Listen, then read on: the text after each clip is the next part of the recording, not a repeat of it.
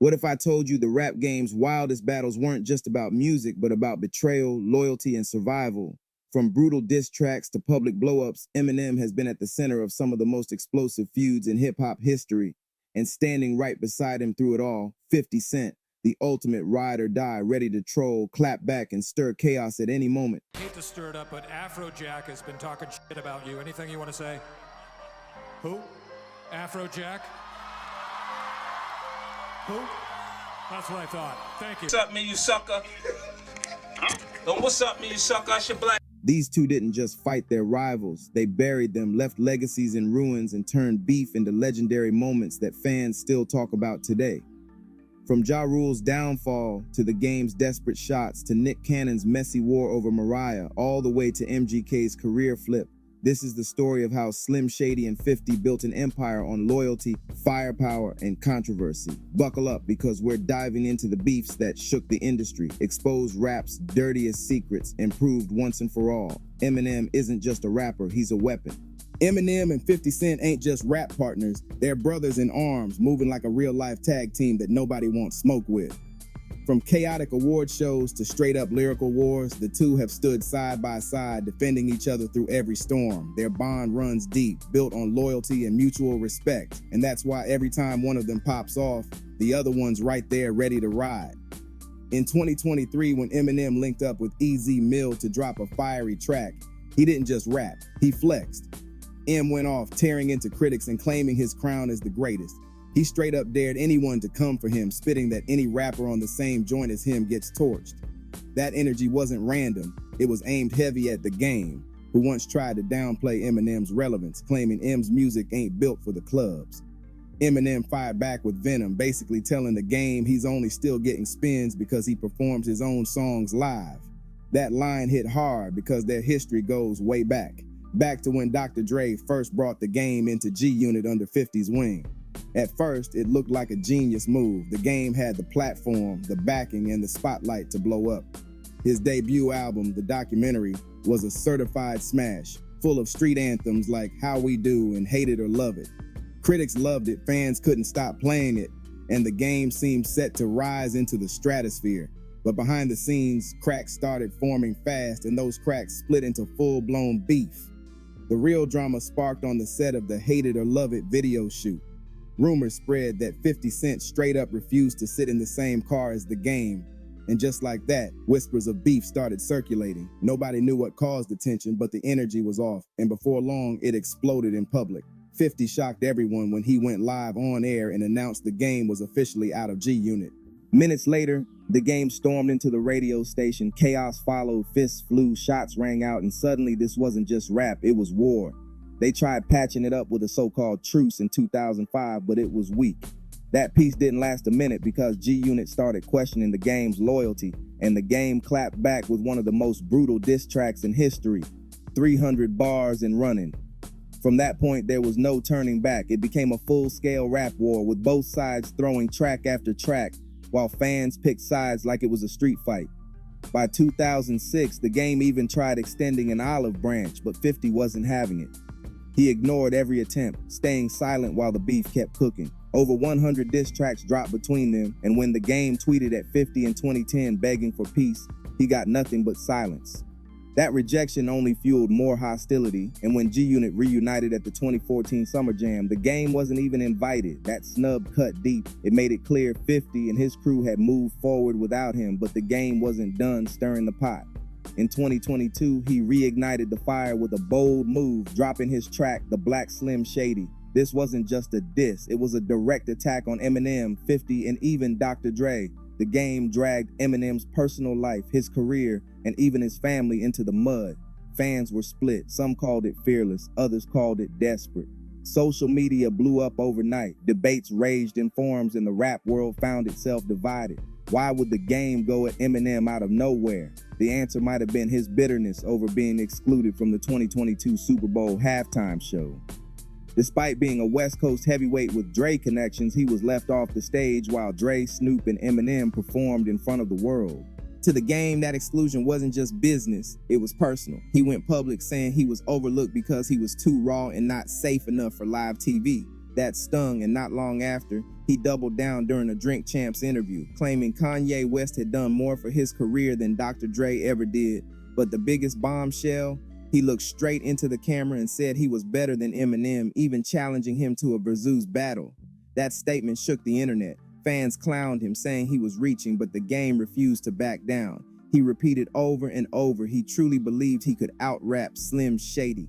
Whether it was confidence or clout chasing, he made sure the world was watching, and M, true to his nature, stayed quiet, letting the storm swirl without giving him the satisfaction of a response. Still, the drama didn't stop there. As if Eminem's plate wasn't full enough with the game, another familiar name slid back into the spotlight: Nick Cannon. Their feud dated back to the late 2000s when rumors started swirling about Eminem and Mariah Carey having a fling. Mariah denied it, but M doubled down in tracks like Bagpipes from Baghdad, openly claiming history with her while dissing Nick. The lines weren't subtle. He flat out said he wanted Mariah back and mocked Nick at the same time. That sparked years of tension, with Nick firing off blog posts, Mariah releasing her iconic clapback track Obsessed, and M refusing to let it slide. Things cooled for a while, but in 2019, Nick reopened the wound on T.I.'s podcast, talking about M's disrespect. Eminem responded with a savage verse on Fat Joe's track Lord Above, reigniting the feud. Nick wasted no time firing back with his diss track The Invitation, going straight for the jugular by dragging Eminem's family into it. Fans were divided. Some praised Nick for standing up, others thought he crossed the line. Either way, the feud had the internet on fire, with everyone picking apart every lyric, post, and move between them. At one point, Nick even dared Eminem to show up on Wild 'N Out for a face-to-face showdown. Nick Cannon's beef with Eminem wasn't just some quick back and forth. It stretched over a decade, full of messy twists and bold moves. After Mariah Carey dropped Obsessed, fans instantly saw it as her firing back at M, especially since the video had her dressed like Slim Shady himself. That moment blew the internet up, with people clowning, debating, and dissecting every frame. For a while, the tension chilled out, but Nick couldn't resist bringing it back in 2019. On T.I.'s Expeditiously podcast, he revisited the whole situation, talking about how M had disrespected his marriage back in the day. And just when people thought the beef was dead, Eminem reignited the fire with his verse on Fat Joe's Lord Above. He threw shade at both Mariah and Nick, mocking their relationship and clowning Nick as being whipped. That set Nick off, and instead of ignoring it, he went all in. He dropped The Invitation, a diss track where he dragged M's family into it, even taking shots at Kim and Haley, lines that fans felt crossed way past hip-hop limits. Some people respected Nick for being fearless, standing tall for his ex-wife, but others felt he was clout chasing, trying too hard to use Eminem's name to stay relevant. Either way, the rap game was lit up. Blogs covered it nonstop, memes flooded social media, and fans were split like never before, half siding with Nick's boldness, half saying he was digging his own grave by poking the wrong bear.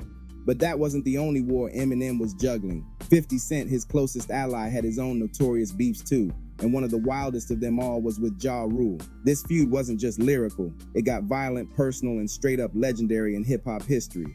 It started back in the late 90s when 50 felt snubbed by Murder Inc. during a video shoot. The disrespect lit a fire, and 50 came back swinging with Life's on the Line, taking direct shots at Ja Rule and Murder Inc. That track was supposed to be part of his debut album, Power of the Dollar, but the project got shelved. Meanwhile, Ja Rule's debut blew up, putting Murder Inc. on top. The tension escalated to the streets, and things turned ugly when 50 was stabbed by Murder Inc. rapper Black Child during a studio altercation. From that point on, it wasn't just music beef, it was personal war. By 2002, the feud was fully in the spotlight. 50 dropped his breakout hit, Wanksta, which many believed was aimed directly at Ja Rule. The track climbed the charts, and suddenly 50 was everywhere. But with fame came controversy. Murder Inc. accused 50 of filing an order of protection against them, questioning his street credibility. That kind of accusation could have ended a rapper's career, but 50 clapped back, saying the cops filed it on their own and that he never folded. His reputation survived, and he doubled down with savage diss tracks like Back Down and the Hail Mary remix with Eminem and Busta Rhymes. These weren't just songs, they were lyrical missiles, accusing Ja of copying Tupac and clowning his entire style. Ja didn't stay silent either. He dropped his own heat with Loose Change and Guess Who Shot Ya, taking his beef with 50 and M to brutal levels, even crossing lines by dragging Eminem's family into his bars. When he spit about M's daughter Haley, that was a line most fans said should have never been crossed. Eminem clapped back with Hail Mary and Go to Sleep, letting Ja know he picked the wrong fight. The feud between Ja Rule and 50 Cent ran for years, and though Ja once admitted in an interview that 50 technically won the beef, the shots never truly stopped. Even when they were both grown men, they couldn't let it go. At one point, they ended up on the same flight sitting in the same row, something fans thought might squash the beef. But that hope died quick when 50 went right back to taking shots during his Summer Jam set, performing his diss tracks and reminding everyone the war was still alive. Ja escalated again in his memoir Unruly, accusing 50 of working with the feds to bring Murder Inc. down. 50 denied it, but the back and forth just kept spinning. And when Ja got roasted for the Fire Festival disaster in 2017, 50 was the first one on social media clowning him, dragging the failed event nonstop. The pettiness reached another level in 2018 when 50 claimed he bought 200 front row tickets to Ja's show just to leave the seats empty. He even posted a Photoshop pic of himself sitting alone in the audience. That was cold, calculated, and straight savage.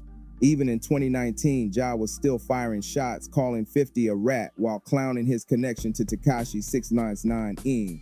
This feud, spanning decades, turned into one of hip-hop's most iconic wars, showing just how far rap beef can go when pride, money, and ego all collide.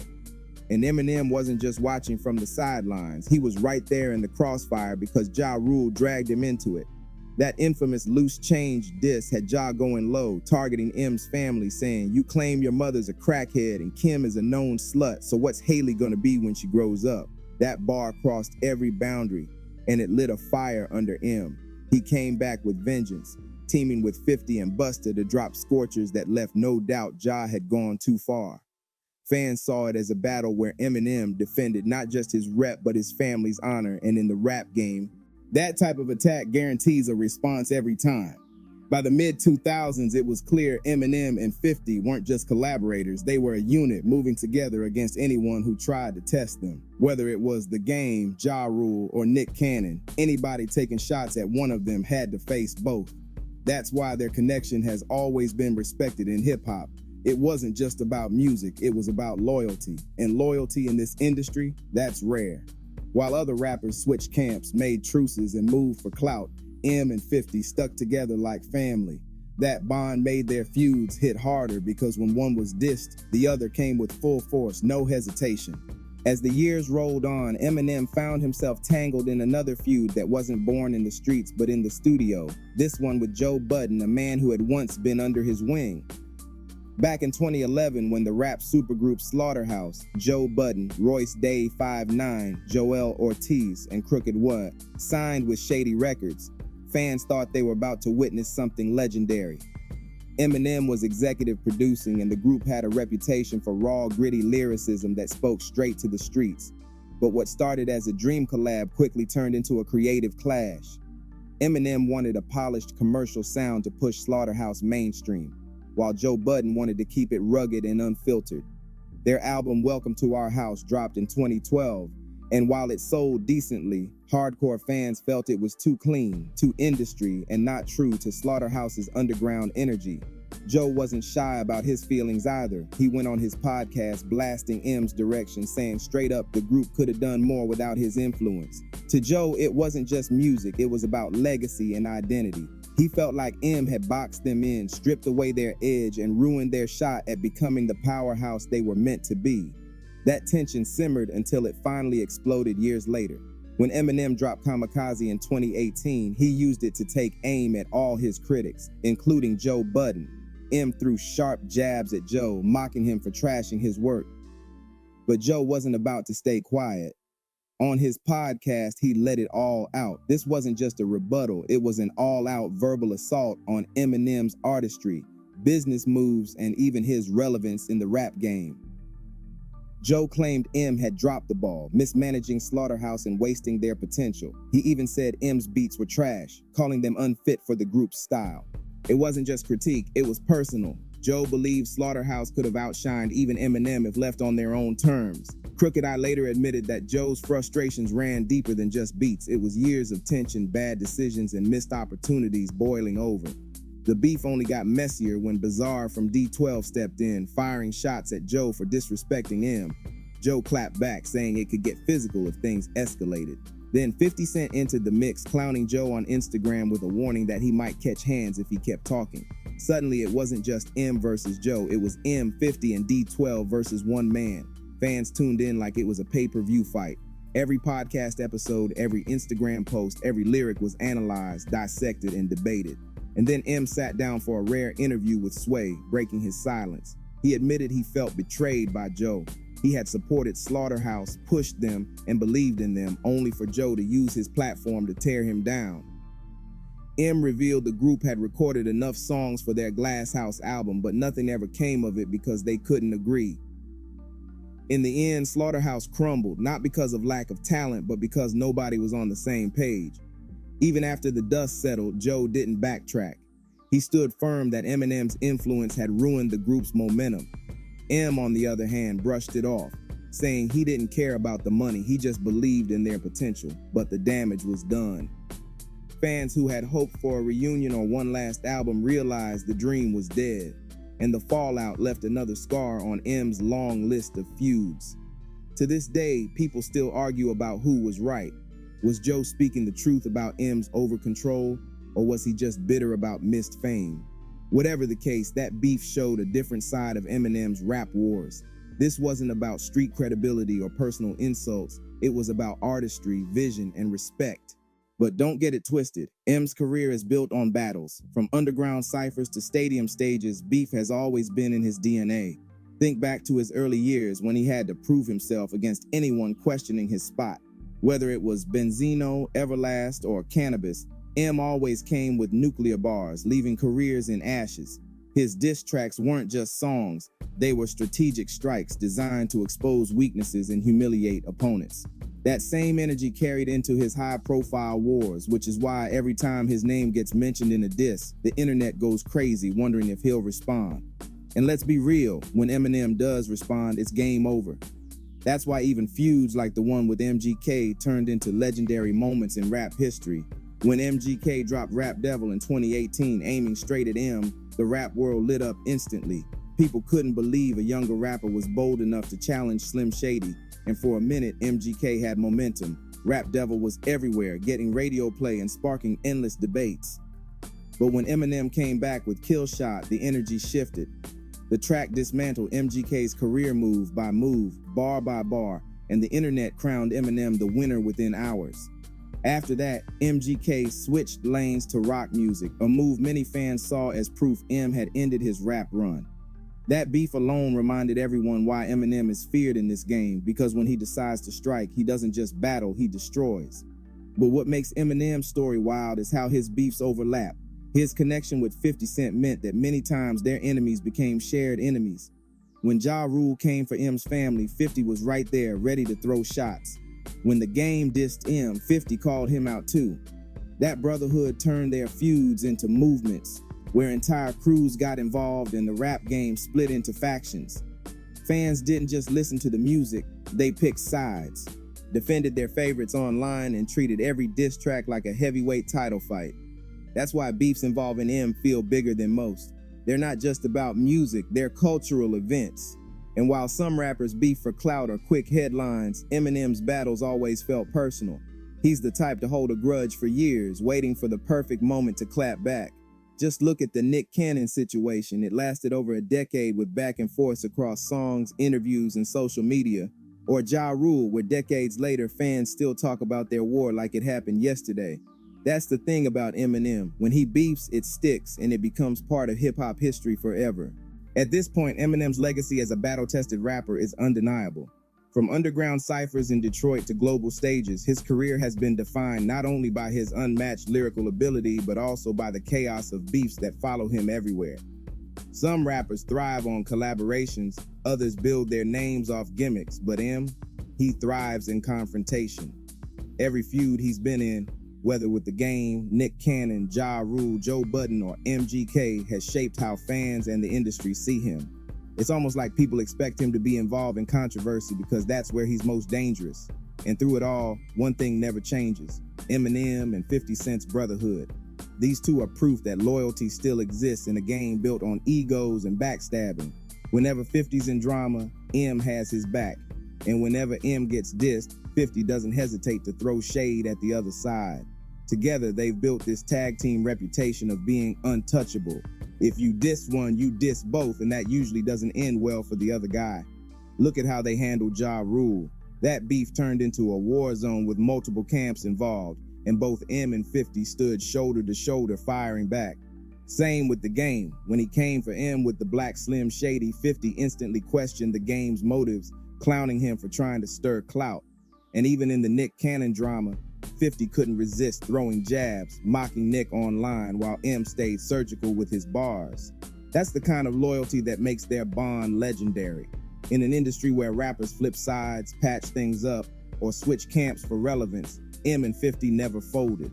They've been locked in for decades, moving like brothers, and that's why fans hold them in such high regard. It's not just the music, it's the code they live by. But the beef game ain't always about loyalty, it's also about survival.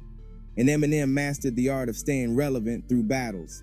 Hip-hop is crowded, with new rappers popping up every week, but whenever Eminem's name gets thrown into a feud, the whole culture stops to watch. Fans start debating, blogs go crazy, and the spotlight swings back to him no matter how long he's been away. That's why some people question if all these feuds are 100% personal, or if some of them are partly business. Is it possible that M, 50, and their rivals sometimes use beef as a strategy to stay in headlines? It wouldn't be the first time in hip-hop. Beef has always been a way to spark buzz. But with Eminem, it feels deeper than just marketing. His diss tracks cut too sharp, his bars hit too personal. It's like he's using rap battles not just to stay hot, but to settle real grudges that he refuses to let slide. Even when things cool off, fans never stop looking for hidden shots in Eminem's music. Every time he drops a verse, people comb through the lyrics, hunting for subliminals. Did he just diss Joe Budden? Was that bar about Ja Rule? Is that shade at Nick Cannon? It's like his entire career has been built around this aura of unpredictability. That's why he's one of the few rappers who can drop out of nowhere and instantly shake the culture. And whether people love him or hate him, they respect the fact that he doesn't back down. For M, beef isn't just entertainment. It's a battleground where reputations are tested, and he's proven time and time again that he's built for war. And then there's 50 Cent, the other half of this equation. While M is the lyrical assassin, 50 is the master of trolling, memes, and relentless shade. He doesn't always drop diss tracks anymore, but he'll clown his rivals online, turning beef into viral entertainment. Remember when he bought 200 seats at Ja Rule's show just to leave them empty? That wasn't just petty. It was genius marketing. He humiliated his rival while making headlines, reminding the world why 50 is one of the most ruthless strategists in hip-hop. And when he joins forces with Eminem, it becomes a two-headed monster. Bars from M, trolling from 50, and no opponent stands a chance. Of course, not every beef ended in flames. Some cooled off naturally, others fizzled when opponents fell off. Nick Cannon eventually stopped rapping about M. Ja Rule's career never fully recovered, and Joe Budden moved into podcasting full-time. But even though the heat faded, the scars remained. Fans still remember every bar, every diss, every headline, because these feuds weren't just moments. They were cultural milestones. They shaped hip-hop's story, influenced careers, and kept audiences hooked for decades. And that's what makes Eminem's beef so iconic. They live far beyond the music, etched into rap history forever. But here's the real twist. Eminem never needed these beefs to stay legendary. His catalog, his talent, and his influence speak for themselves. Yet the feuds added an edge, a layer of danger that made his career unforgettable. Without them, he might have still been one of the greatest, but with them, he became untouchable. The drama turned him into a mythic figure, someone rappers fear to diss because they know once he locks in, it's over. And with 50 Cent by his side, it's like having backup from the most ruthless troll in hip-hop history. Together, they don't just make music, they shape the culture, one diss at a time. So whether it's the fallout with the game, the endless drama with Nick Cannon and Mariah, the bloody war with Ja Rule, the creative clash with Joe Budden, or the short but fiery battle with MGK, one thing is clear: Eminem's name is forever tied to rap beef, and that's not a bad thing, it's part of his legend. In a culture built on competition, beef is what keeps things alive, and no one does it better than Slim Shady. Add 50 Cent to the mix and you got one of the deadliest duos hip-hop has ever seen. They came in swinging, they survived every war, and they're still standing tall decades later. At the end of the day, beef might fade, rivals might fall off, but the legacy of Eminem and 50 Cent as battle-hardened icons, that's forever.